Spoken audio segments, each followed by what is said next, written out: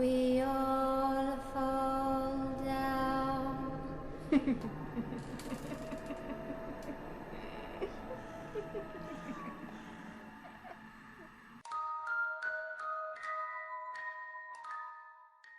Bonsoir à tous mes petits monstres. Juste avant que l'histoire ne commence, un petit message, enfin plutôt une petite annonce rapide, que je suis sûr vous allez adorer. C'est juste pour vous dire que ce samedi, c'est-à-dire le 12 août, à 21h, se tiendra le premier live de la chaîne. Par contre, ça ne sera pas un live d'horreur sur le thème des creepypastas. C'est vrai que c'est notre sujet principal, mais j'ai envie de changer un petit peu. Car vous vous en doutez, si j'adore les creepypastas, c'est aussi que j'adore les films d'horreur. Alors moi, sûrement LT Laura, et quelques-uns de nos collègues et amis conteurs seront là pour vous parler d'un film d'horreur en votre compagnie, et j'espère que vous viendrez nombreux pour déblatérer avec nous. Car oui, promis, on ne fera pas que dire « Ouais, le film il est bien, il est bien, il est bien, il est bien pour ça ». Voilà, non, ça sert à rien. On va vraiment discuter tous ensemble de pourquoi ce film est bien et plusieurs autres détails. Lequel, je vous dis pas encore, c'est une surprise. Je vais juste vous dire que ce film a quelques années maintenant, du coup, il est peu probable qu'on vous spoile dessus. Surtout qu'il a eu une publicité incroyable quand il est sorti par rapport à ses thématiques. Donc j'espère que vous viendrez nombreux pour en discuter. Et s'il doit y avoir une partie spoil, promis, ça sera en fin de soirée. Comme ça, on va éviter de embêter ceux qui ne l'ont pas encore vu. Et pour tous ceux qui auront loupé le live, promis, il y aura la rediffusion disponible sur la chaîne. Comme ça, vous n'aurez rien manqué. Et si l'expérience se passe bien, j'espère pouvoir comme cela faire au moins 2 lives par mois à peu près, dans un premier temps. Après, si ça se passe vraiment bien et que vous adorez ces analyses de films, entre guillemets bien sûr, car je précise que nous ne sommes pas des professionnels. Nous ne sommes pas non plus les gars de la chaîne Allociné, faut pas abuser. Mais si tout se passe vraiment bien, eh bien, pourquoi pas en faire un événement hebdomadaire? On verra bien. Alors je vous attends tous ce samedi à 21h. Et je m'excuse d'avance pour la qualité du live qui sera peut-être médiocre. Ça sera le premier, donc ça demandera à s'améliorer avec le temps, voilà. Allez, sur ce mes petits monstres, place à l'histoire.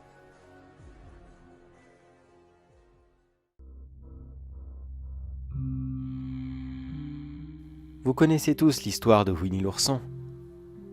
Cette magnifique petite peluche, avec tous ses amis, qui vit de grandes aventures dans la forêt des rêves bleus, accompagné de Jean-Christophe, qui leur fait vivre d'incroyables aventures. Mais il y a une autre version, quelque chose de un peu plus sombre. Désirez-vous la connaître? Eh bien, c'est parti. Quand Jean-Christophe était tout petit, il avait reçu toutes ces peluches. Winnie l'ourson, Tigrou, Bourriquet, Coco Lapin, et j'en passe. Il a grandi avec eux, et comme je vous l'ai dit, leur a inventé des millions et des millions d'aventures. Ils ont comme cela grandi ensemble, et été la meilleure bande d'amis qu'on ne pouvait imaginer. Oh, mais je vous rassure, Jean-Christophe ne les a jamais abandonnés. Loin de là. Il a eu d'autres jouets avec le temps, mais jamais l'un d'entre eux n'a remplacé Winnie l'ourson. Malheureusement, les aventures étaient parfois un peu plus différentes. Jean-Christophe ne faisait qu'imaginer l'aventure de ses jouets.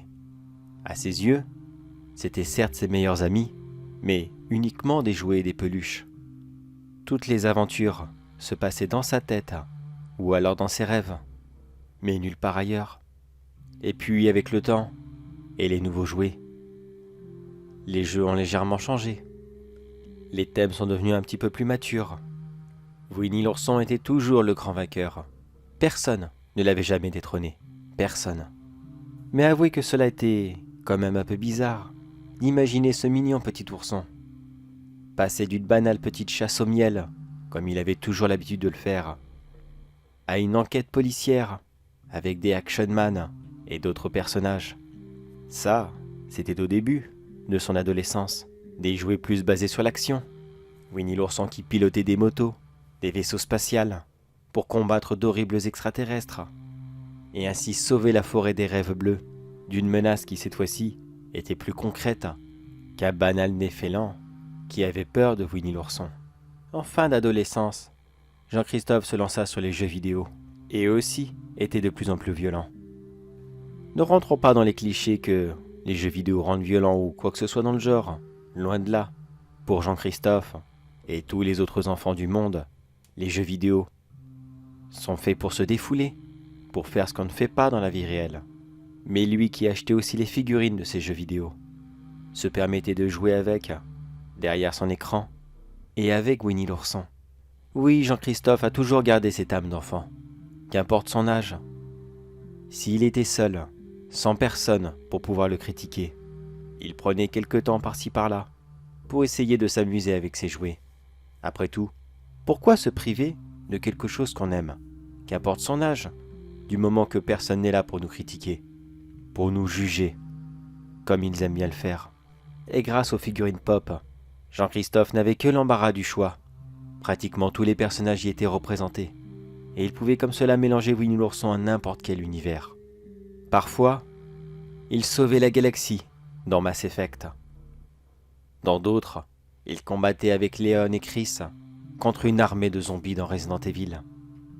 Il se permettait même quelques petits crossovers entre plusieurs licences Disney qui ne se côtoyaient jamais. Des exemples comme cela, je pourrais en citer des centaines et des centaines.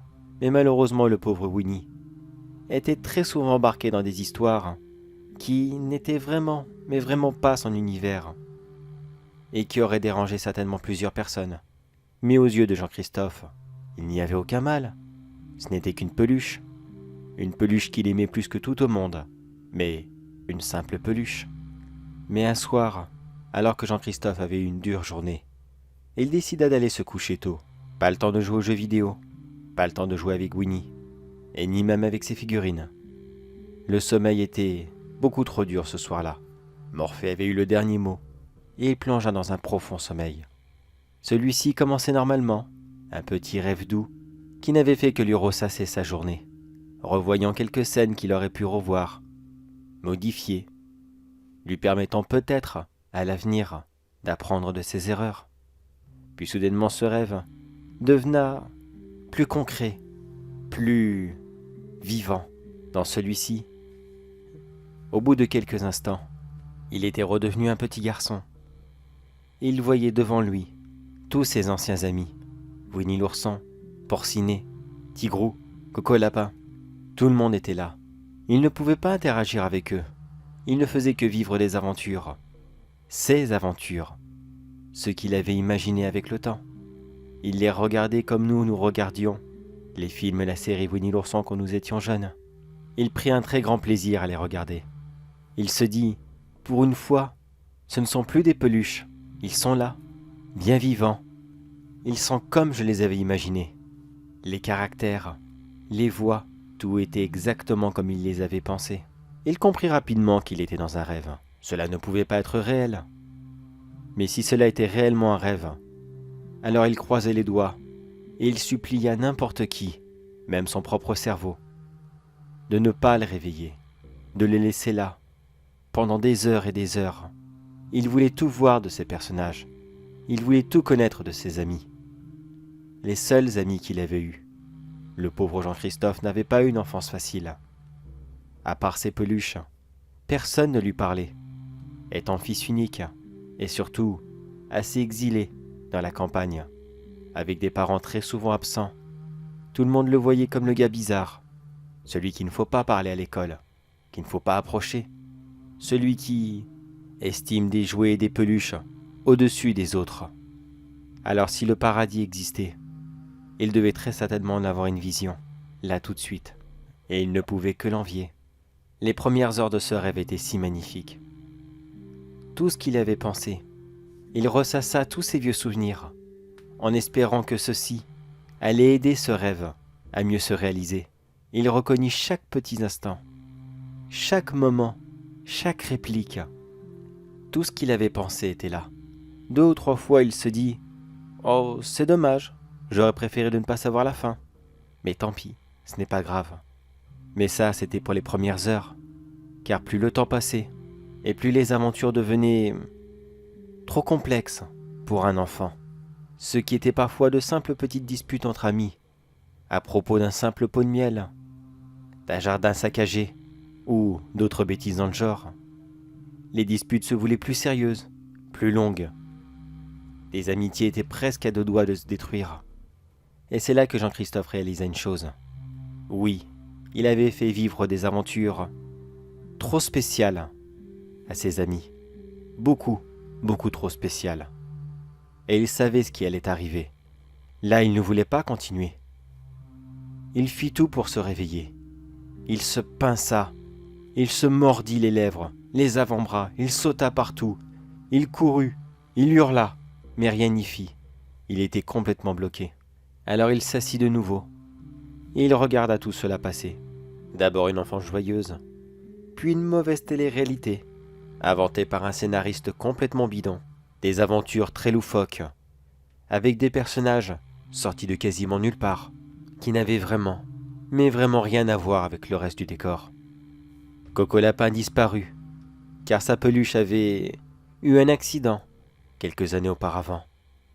Bourriquet à son tour, maman et bébé kangourou aussi, et le dernier fut Maître Hibou à disparaître. Il ne restait plus qu'un trio, Winnie, Tigrou et Porcinet. Et ces trois-là, eh bien je pense qu'ils auraient préféré disparaître eux aussi. Ils se firent parfois enrouler dans l'armée. Ils tirèrent sur des innocents qu'ils ne connaissaient même pas. Au nom de quelque chose, la patrie, la gloire, le mérite, tous des concepts qu'ils ne connaissaient absolument pas. Pour eux, c'était stupide. Pourquoi faire une telle chose? Ils ne voulaient tellement pas, mais ils étaient complètement obligés de le faire. Ils faisaient des gestes qu'ils n'avaient aucun contrôle. Ils disaient des choses horribles sur des gens qui ne leur avaient jamais rien fait. La seule chose que ces trois-là étaient encore capables de faire était de pleurer leur tristesse et leur incompréhension devant cette scène. Puis, changement de décor. Ils partirent combattre une armée de zombies, tous aussi terrifiants les uns que les autres. Les pauvres amis étaient terrifiés, mortifiés de peur. Mais là non plus, ils ne pouvaient rien faire.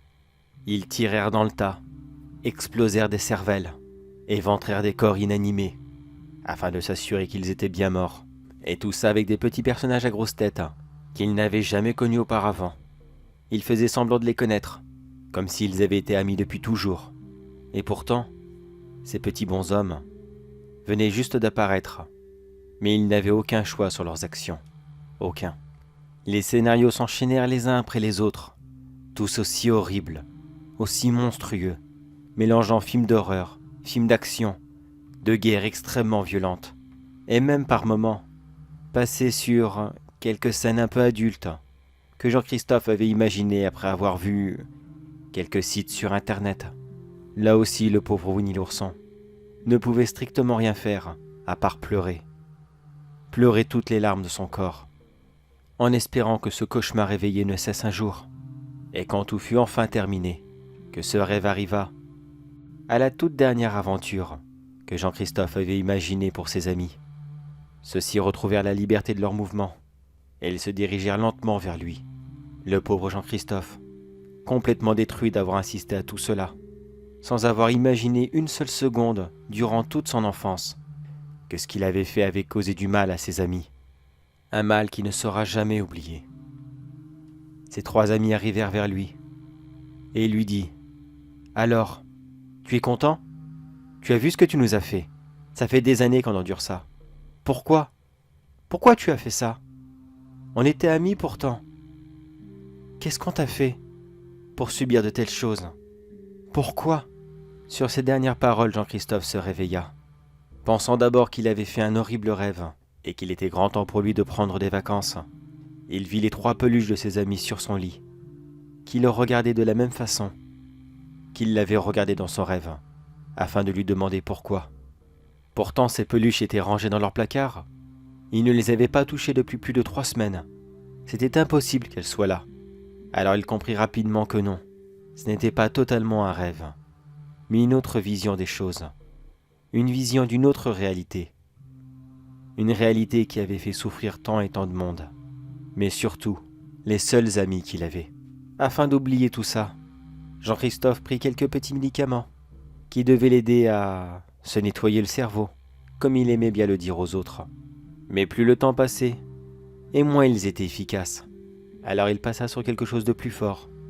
Ainsi de suite, jusqu'à partir sur quelques substances pas très légales. Et là aussi, il fallait qu'il augmente la dose.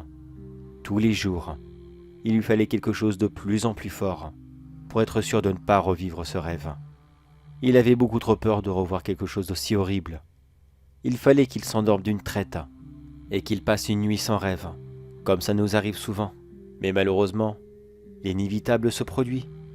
À force d'augmenter les doses, Jean-Christophe en prit une de trop, et un soir dans son sommeil, il ne se réveilla pas, et il monta au ciel. Ses amis se retrouvaient en deuil. Certes, il leur avait fait faire des choses horribles, mais jamais ils n'ont eu de la haine contre lui. Pour eux, Jean-Christophe ne savait pas ce qu'il faisait. Il n'avait pas conscience de tout ce qu'il y avait derrière, de toute la magie de ce petit univers. Quand l'enterrement fut terminé, la famille de Jean-Christophe emballa ses affaires, et il fit don de tous ses jouets à quelques enfants ici et là qu'il connaissait. Les trois amis ne furent pas séparés, et ils atterrissèrent tous les trois chez une petite fille qui se jura de jouer avec eux et de les aimer tous les jours, aussi fort qu'elle le pouvait.